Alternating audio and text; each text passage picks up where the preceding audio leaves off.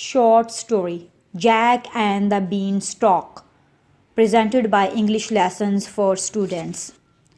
Once upon a time, there was a poor widow who lived in a little cottage with her only son Jack.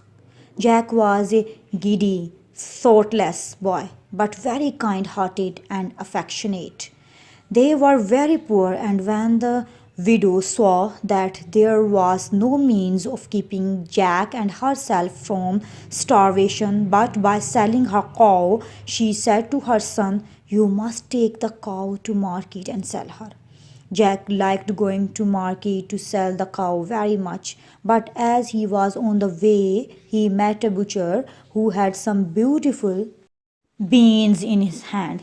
Jack stopped to look at them, and the butcher told the boy that they were of great value and persuaded the silly lad to sell the cow for these beans. When he brought them home to his mother instead of the money she expected for his nice cow, she was very vexed and shed many tears, scolding Jack for his folly. He was very sorry, and mother and son went to bed very sadly at that night. Their last hope seemed gone. At daybreak, Jack rose and went out into the garden. At last, he thought, "I will sow the wonderful beans." So he took a piece of stick and made some holes in the ground and put in the beans. That day they had very little dinner and went sadly to bed, knowing that for the next day there would be none, and Jack, unable to sleep from grief and vexation, got up at day dawn and went out into the garden. What was his amazement to find that the beans had grown up in the night and climbed up and up until they covered the high cliff that sheltered the cottage and disappeared above it. The stalks had twined and twisted themselves together until they formed quite a ladder. It would be easy to climb it, thought Jack. Jack instantly began to climb and went up and up on the ladder like Beanstalk until everything he had left behind him, the cottage, the village, and even the tall church tower, looked quite little, and still he could not see the top of the beanstalk. After climbing higher and higher, Jack at last reached the top of the beanstalk and found himself in a beautiful country, finely wooded with beautiful meadows covered with sheep. A crystal stream ran through the pastures. Not far from the place where he had got off the beanstalk stood a fine strong castle. Jack wondered very much that he had never heard of or seen this castle before. While Jack was standing looking at the castle, a very beautiful woman came out of the wood and advanced towards him. Jack made her a bow. "If you please, ma'am," said he, "is this your house?" "No," said the lady. "Listen, and I will tell you the story of that castle.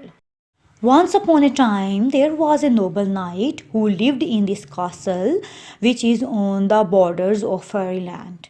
He had a fair and beloved wife and a lovely little boy. He had many treasures, and a monstrous giant who lived at no great distance resolved to obtain possession of them. So he killed him one night while he was sleeping.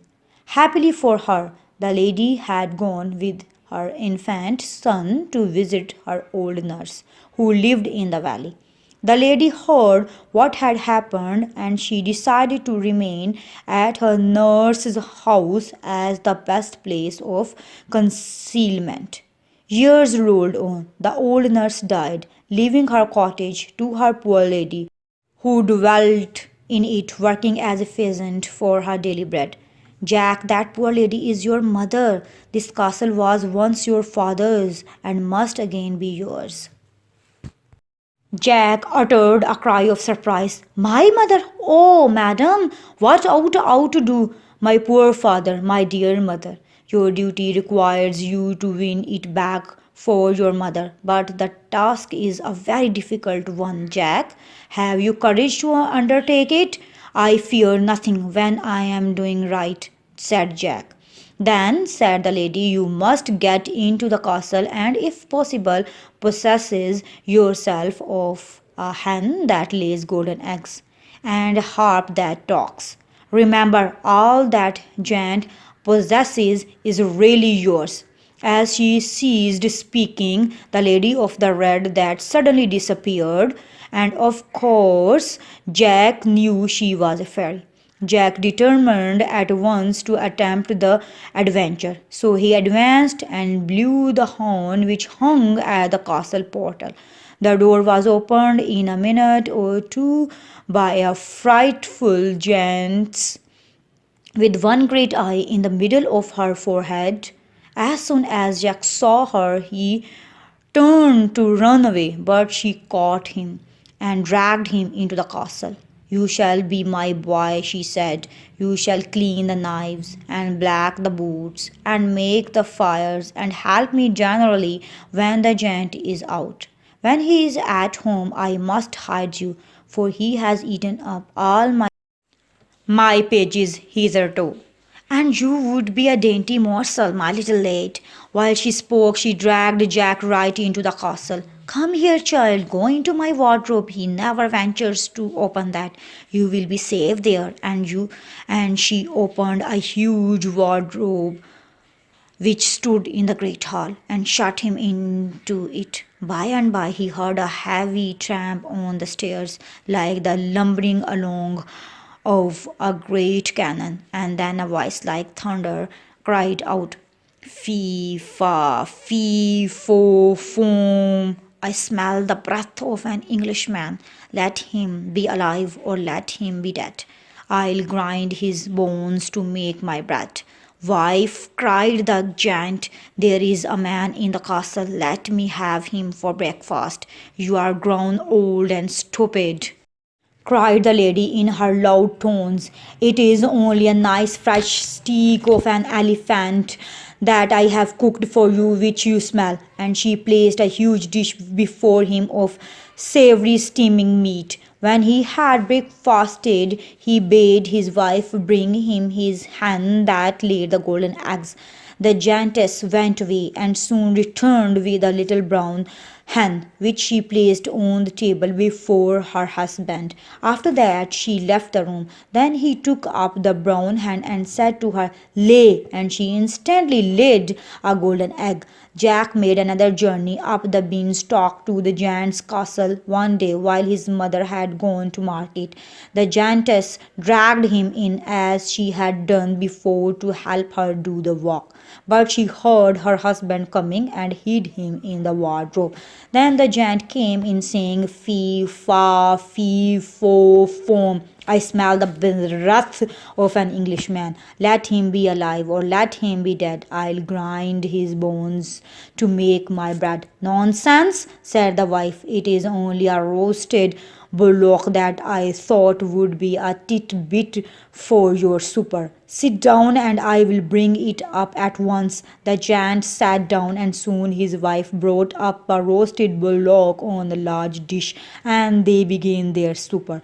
As soon as they had finished their meal, the giant asked his wife to bring him his money bags to count his golden pieces.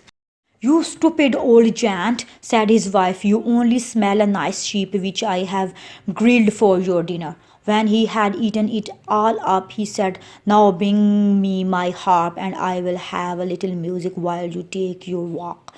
The giantess obeyed and returned with the beautiful harp. The framework was all sparkling with diamonds and rubies, and the strings were all of gold.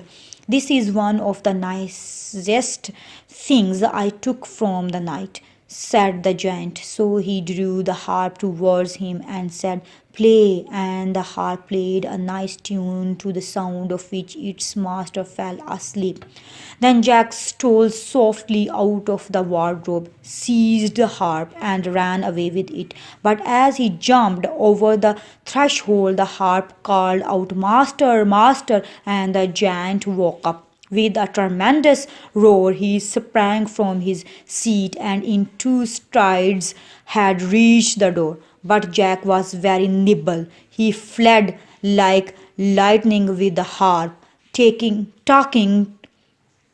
to it as he went, for he saw it was a fairy, and telling it he was the son of its old master, the knight. Just as he reached their own garden, Jack beheld the giant descending after him. Mother, mother, cried Jack, make haste and give me the axe. His mother ran to him with a hatchet in her hand, and Jack, with one tremendous blow, cut through all the stems except one. Now, mother, stand out of the way, said he. Down came the giant with a terrible crash and lay dead at the feet of the woman he had so much injured. Before Jack and his mother had recovered from their alarm and agitation, the beautiful lady stood before them. Jack, said she, you have acted like a brave knight's son and deserve to have your. The men gave a loud cheer at these words and pressed forward to say that they would serve Jack as faithfully as they had served his father. The fairy bade them follow her to the castle, and they marched thither in a body, and Jack blew the horn and demanded admittance. The old giantess saw them coming from the turret loophole. She was very much frightened, for she guessed that something had happened to her husband, and as she came downstairs very fast, she caught her foot in her dress and fell from the top to the bottom and broke her neck. When the people outside found that the door was not opened to them, they took crowbars and forced the portal. Nobody was to be seen, but on leaving the hall, they found the body of the giantess at the foot of the stairs. Thus Jack took possession of the castle. The fairy went and brought his mother to him with the hen and the harp. He had the giantess buried and endeavored as much as lay in his power to do right to those whom the giant had robbed. Thanks for listening. For new videos, don't forget to subscribe my channel. And if you like my videos, please share and like.